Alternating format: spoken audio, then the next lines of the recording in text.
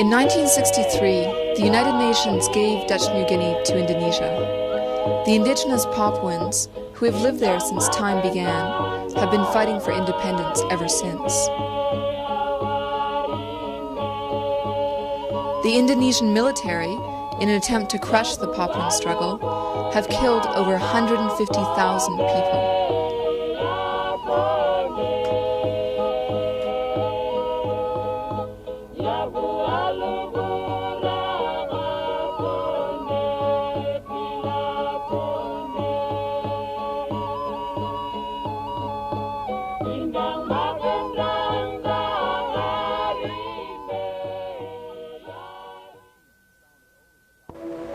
Since John Peterson Coon founded Old Batavia in 1619, the Dutch have slowly extended their dominion over the Indies. Until today, they rule over an area 62 times larger than the mother country. Their just and beneficial rule over Java and its 42 million souls, which makes it the most densely populated area in the world, and their successful supervision over the other islands in the archipelago, has proven them to be the greatest colonizers of all time. Well, what you've got there in Indonesia is in fact an empire itself. I mean, although we imagined after the Second World War that by transferring power to local entities that were successors to the colonial regimes, we were in some way giving effect to the will of the people, the local people, we perpetuated local empires which the European powers had established. In the case of Indonesia, of course, it's the empire of the Javanese, because historically, if you go back before the Dutch occupation, these were all separate territories. They were ruled by their own people. There was no question that, for example, the West Papuans or the Achinese were ruled from miles and miles away in Java. And this is the reason why you have problems there, that the military regime in Jakarta is trying to impose on the outlying territories of the archipelago a rule which was historically never there before. Indonesia is a fiction, it's a fabrication of the Javanese regime, which they were fortunate enough to inherit from the Dutch. In 1949, Holland transferred sovereignty of the Dutch East Indies to the Republic of Indonesia, except for West Papua. The United States supported Indonesian independence in the late 1940s. The reason was that Indonesia was a Dutch colony, and the United States was anti-imperialist in the technical sense that it wanted to dismantle the traditional imperial system so that it could take them over for itself and incorporate them into its own neo-colonial system. So in that sense, the United States was in fact anti-imperialist. It supported Indonesian independence, expecting that Indonesia would accommodate itself to the designated function. That didn't quite work out, and during the 1950s, the United States and Indonesia had rather hostile relations. At the same time, the United States continued to provide arms to Indonesia. This, incidentally, is a classic pattern. When you want to overthrow a government, what the classic pattern is to maintain very hostile relations with it, at the same time to arm it. The purpose is to find elements within the military who will be capable of carrying out a military coup and overthrowing the government that you're trying to get rid of. Now I have taken the decision that I, President, Supreme Commander of the Armed Forces of the Republic of Indonesia, appoint Major General Suharto. Where is the man? This man.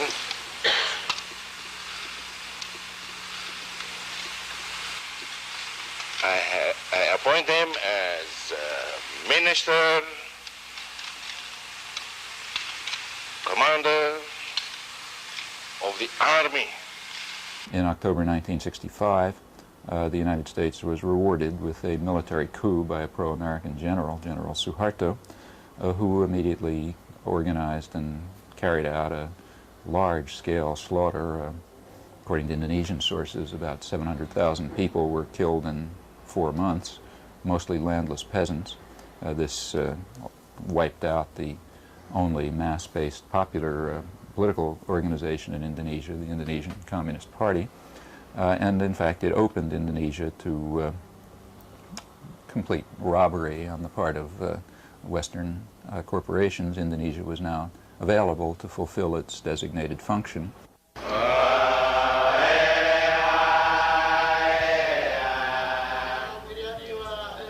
West Papuans consist of tribal groups who have lived for centuries as autonomous group. So we talk about Asmat people, we talk about Arfak people, we talk about Imotu people or Paniai people, and all these tribal groups all together is well known under the name West Papuans. But in fact, they are all different autonomous groups. And the tribal people have been forced to deliver cheap labor. They do not get any compensation. And if they protested, they will be tortured for that. And at the end, they will be killed for the fact that they ask for better salary or better treatment.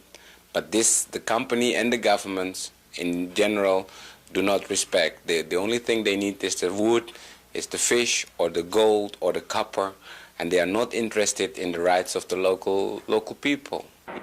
De Amerikanen onder generaal MacArthur heroverden op 23 april 1944 het eerste stuk Nederlands grondgebied. Hollandia, met een symbolische naam, was weer vrij. Detachementen van het Koninklijk Nederlands-Indische leger waren met de Amerikaanse troepen geland en gingen onmiddellijk in actie.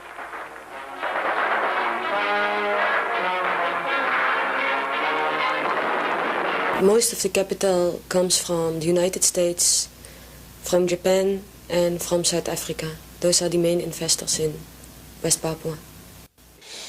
Yeah, we consider any foreign company operating in West Papua as thieves, because we are the righteous owner of the country, of the land, and what's on it, and what's around it, and what's in it, under it. But still, these companies do not deal with the West Papuans. They deal with the Indonesian government due to the framework that they had constructed this construction, this international conspiracy, in order to get their hands on the natural resources in West Papua. This we come to understand now. By supporting the Indonesian military system under Suharto, by having a big military support to this Indonesian army, which operate in East Timor and in West Papua, and in the other parts of Indonesia too, they control the whole area. And by stabilizing the country, and by having this a tremendous transmigration program coming in, they neutralize the population in West Papua. And all these enterprises can only operate if the situation is safe.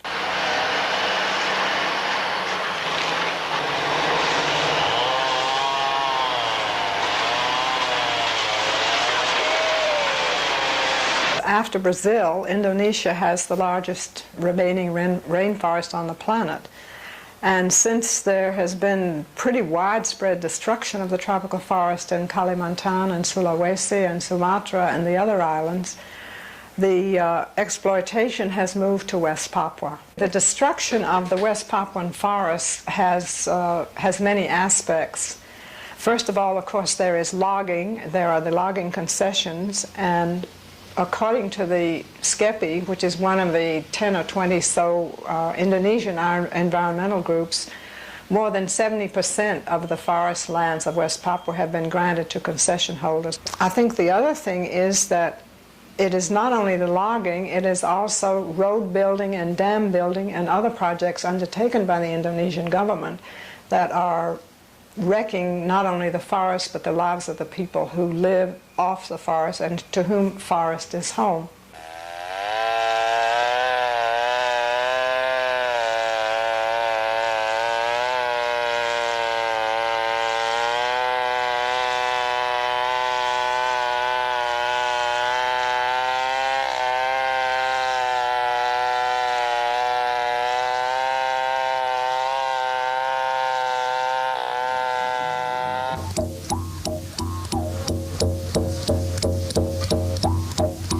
50% of the Indonesian government's income is derived from oil exports. 1/3 of this oil comes from West Papua. Today, there are at least a dozen multinational oil companies operating in the territory.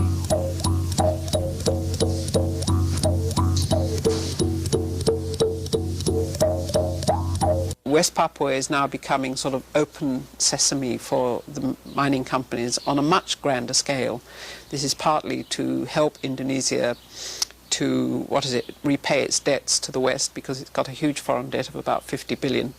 And to, reduce Indonesia's dependence on oil and natural gas, and to try to expand to diversify Indonesian exports. So West Papua is the target, very much the target, one of the main targets for this new expansion of mineral exploitation. And Freeport is playing a big role in that, as well as Ingold, the Inco subsidiary, which is also exploring now the possibility of developing mineral mining activities in West Papua. In West Papua, the US-based mining giant Freeport Sulphur Incorporated operates the world's largest copper mine. Yeah, the exploitation of the largest copper mine in the world is not benefiting the people who have been living there for centuries. Again, it's like with all the other investments in West Papua. They do not like to have Papuan laborers in their workforce, because according to them, the Papuans do not have the discipline. So people from abroad are brought in to have the job. And sometimes the Papuans can do some dirty work, but most of them, they just are pushed aside. They have to leave their lands and try to survive in the surrounding. With growing international pressure for decolonization in the late 1950s, Holland prepared West Papua for independence. President Sukarno insisted that the colony belong to Indonesia. He increased diplomatic and military pressure, culminating in a failed invasion attempt.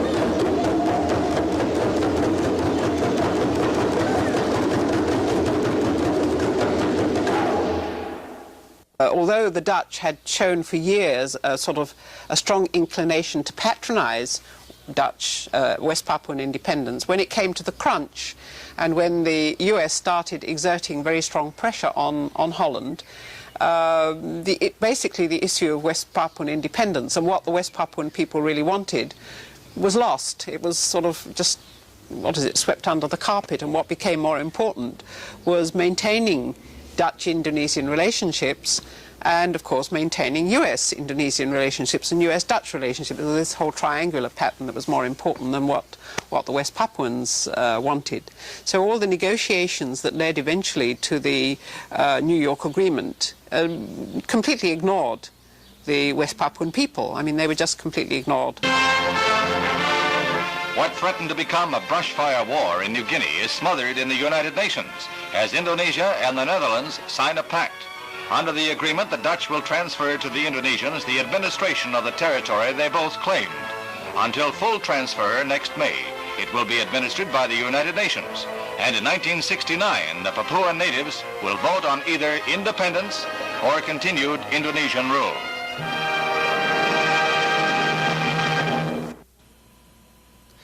West Papuans refer to the United Nations-sanctioned referendum of 1969 as the Act of No Choice. Out of a population of 800,000 people, only 1,025 Papuans were selected to vote. Voting took place behind barbed wire. The West Papuans saw the New York Agreement as a big step back for big setback for them. But then they thought, well, if only we can make sure that this act of free choice will really be an act of free choice, then okay, we will, try to campaign to make that a success. But of course the Indonesians were in control. And any move by anybody to campaign or to demonstrate in favor of a no vote against Indonesia, these people were treated as subversives.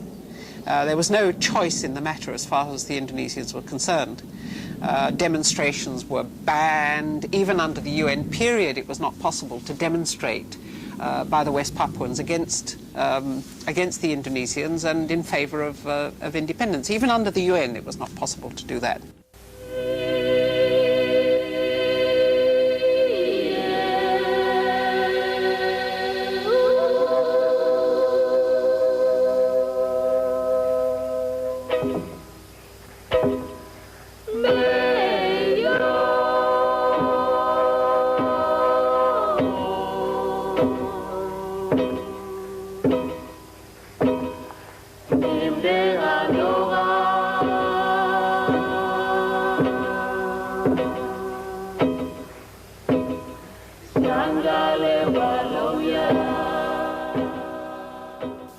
The people of West Papua were taken into Indonesia against any form of consultation. There was no pretense that that was the will of the people, even though in 1960 the United Nations had passed a resolution which provided for a general framework of decolonization that insisted that there should be either a plebiscite or a vote of an assembly which was elected by universal adult franchise to decide whether a particular territory wanted to go independent or to become integrated with some existing political entity. So that was not done in the case of West Papua. They were simply told, you will become part of Indonesia and that's it.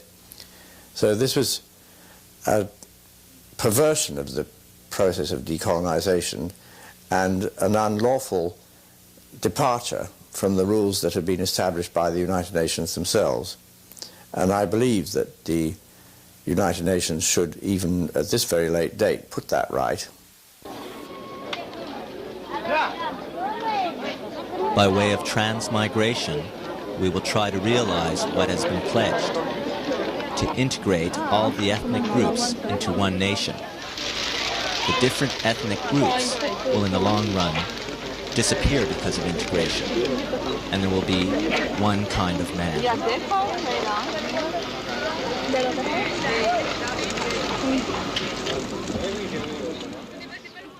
In the areas of West Papua that were occupied by, integrated into Indonesia, Canada, for example, is sponsoring transmigration schemes called development, but in fact more properly described as genocide, which will essentially eliminate or repress, probably destroy the native populations as Indonesians are moved in to occupy the area. The transmigration program in Indonesia is probably the largest of its kind in the world today. Transmigration meaning, if you apply it in the Indonesian case, meaning you transport people from one island to the other island. In this particular case, transport people from the island of Java, that's heavily overpopulated, to the other islands. So by sending several million people into West Papua, you just overwhelm the local population and just outnumber them, meaning that at the end, West Papua will become a Javanese island. Of course, there's also a military objective in transmigration, what you usually call the cordon sanitaire. If you create all kinds of new villages populated by Indonesian military or ex-Indonesian military around the border areas, around certain areas that are heavily influenced by the OPM guerrillas, then at the end they can also function as a buffer against the increase of guerrilla activities. That's also an objective. So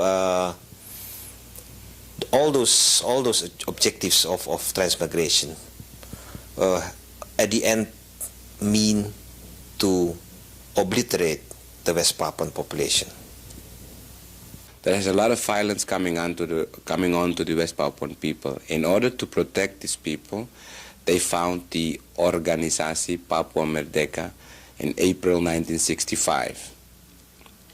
And it started in the Bird's Head under the tribal people, Arfak tribal people, being led by Penehas Awom. And the Organisasi Papua Merdeka has been fighting the Indonesian military and the Indonesian system up till this very day.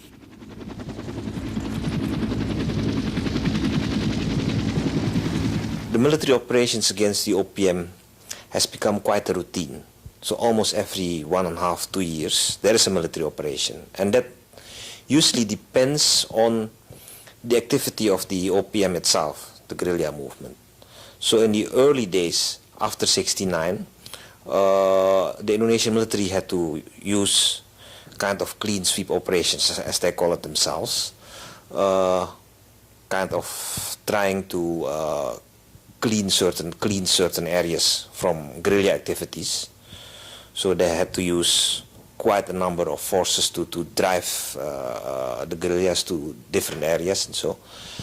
But in later stages, let's say in the mid-70s until now, the Indonesian military have used military operations more in a reactive way.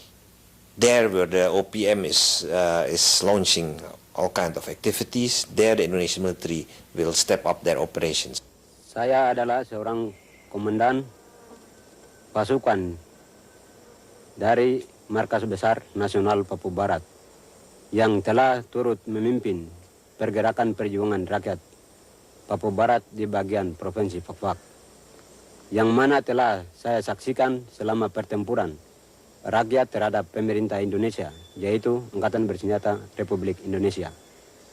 Pada itu, sempat pada salah satu pertempuran di mana tentara Indonesia di bawah pimpinan Komandan Kapten Kosim dari Kesatuan Hasanuddin Kompise 724 telah menangkap salah seorang masyarakat biasa yang namanya Naloglan Kibak pada tanggal 8 Oktober 1979 di Pos Gila Jenkon, yang mana pada tanggal tersebut beliau diikat kaki ke atas dan kepala ke bawah, digantung selama dari jam 6 sore sampai kepada jam 6 pagi. Lalu lehernya dipotong dan darahnya diisi pada sebuah ember. Kemudian pada waktu itu rakyat yang telah diajak untuk berdamai ataupun menyerah, mereka datang dan berkumpul. Ternyata bukannya diajak untuk menyerah atau damai, tetapi mereka disuguhi dengan minuman, yaitu darah Bapak Naloglan Kibak. Itulah sedikit kisah yang telah kami saksikan pada saat pertempuran atau perang kemerdekaan rakyat Papua di Pos Gila. Sekian dan laporan kami selesai.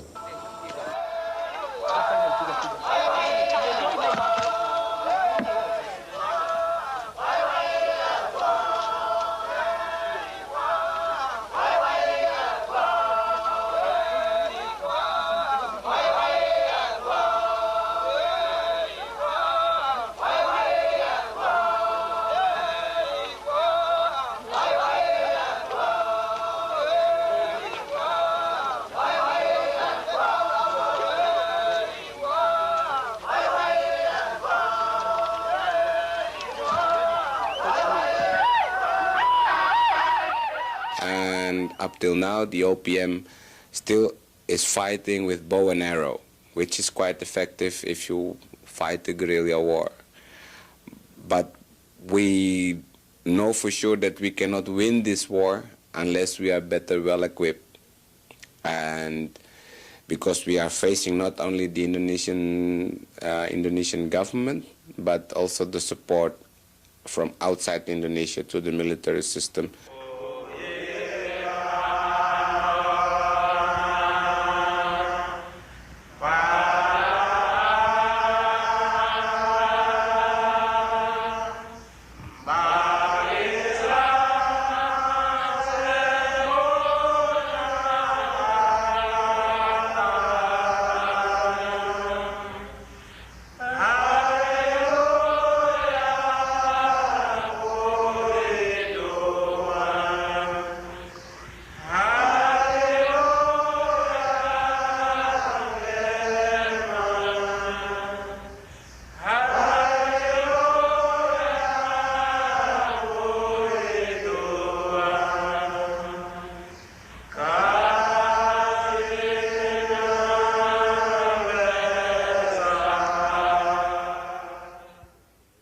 don't realize that the Indonesians need the church to do the whole difficult work in West Papua.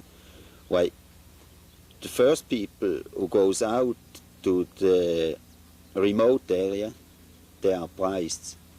They go to the people, to the unknown people in an area. Then they try to establish small villages, permanent villages there, and after they will build airstrips, and then the army is coming in with military staff people to pressure them down.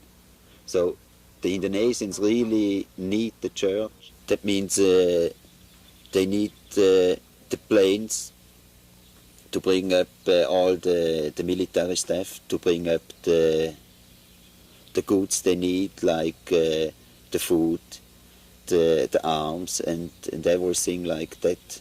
Why? The military has no planes and has no pilots to go up to the mountains, to the small strip, and land there and bring all the support up to the mountains. So they need really the church for this work. And if you work more than 50% for the military, you can't call them mission work.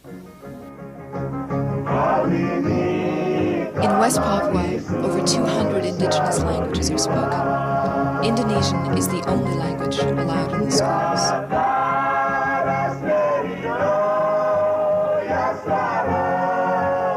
Arnold App was an anthropologist and musician who worked to keep West Papuan culture alive.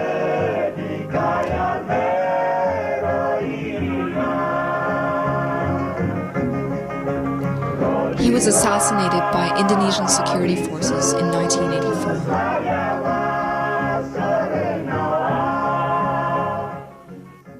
Ya, dalam hal ini mungkin sulit untuk saya jawab, tapi saya dapat katakan. I am the wife of a freedom fighter. The investigations into my husband's death have not been completed yet. No one has been brought to trial. Was he fighting for the OPM? I do not know for sure. But the case has not been brought before the Indonesian courts. If he's broken Indonesian laws, he was never sentenced. His death? He was shot, tortured, and killed. As a Papuan woman, the result of my husband's death, I am willing to sacrifice for the struggle. I lost my job, my livelihood, lost my earnings. The children were forced to quit school. Anak-anak putus sekolah.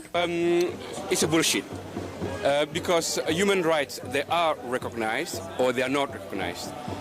They are violated or they are not violated. The violation of human rights in Indonesia is daily.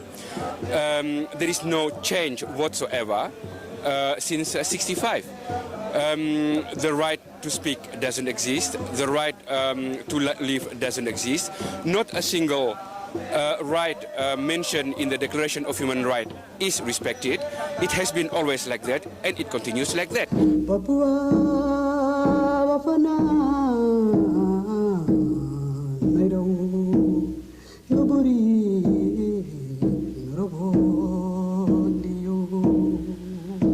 As a result of Indonesian military repression, over 10,000 West Papuans have been forced to take refuge across the Papua New Guinea border.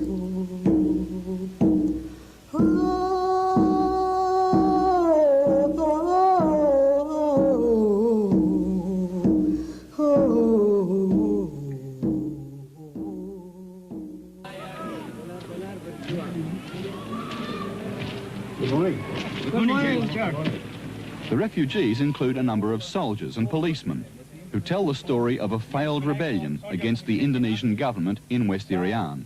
On that occasion, they say, at least 2 men were executed. I gave order to my soldiers, all the soldiers must fighting for Papua freedom. But we don't like in Indonesia. We like freedom. Merdeka! Merdeka!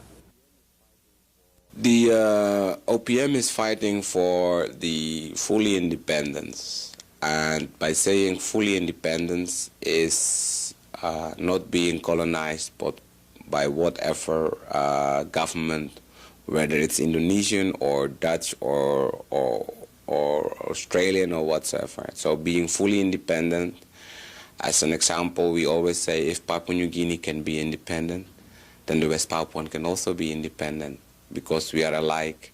There's no difference between West Papua and Papua New Guinea. So, and all the Papuans are convinced that they will be free, they will be independent one day, and that's why they are all ready to fight for it and to die for it.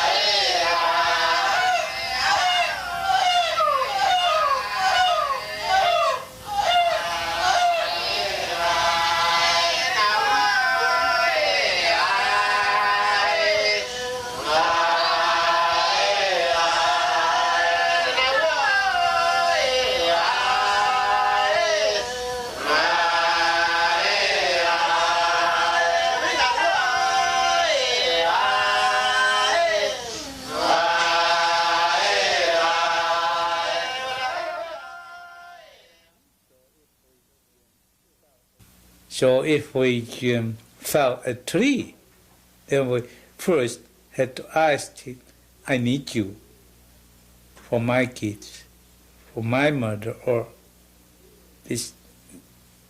It means we know exactly what are we doing with ecology. But now, if you see the multinational operations in New Guinea, take for example Freeport company, is damaging the whole ecology, not only for a few tribes, but for the whole country. That's why we are pessimistic. And the other side of the problem is we too. I think we have a message for so-called developed people, developed nations. They are wonderful. We have a wonderful culture. Culture which can cope with ecology. But we are now going to doubt whether what you learn us is the better way of life. I don't know.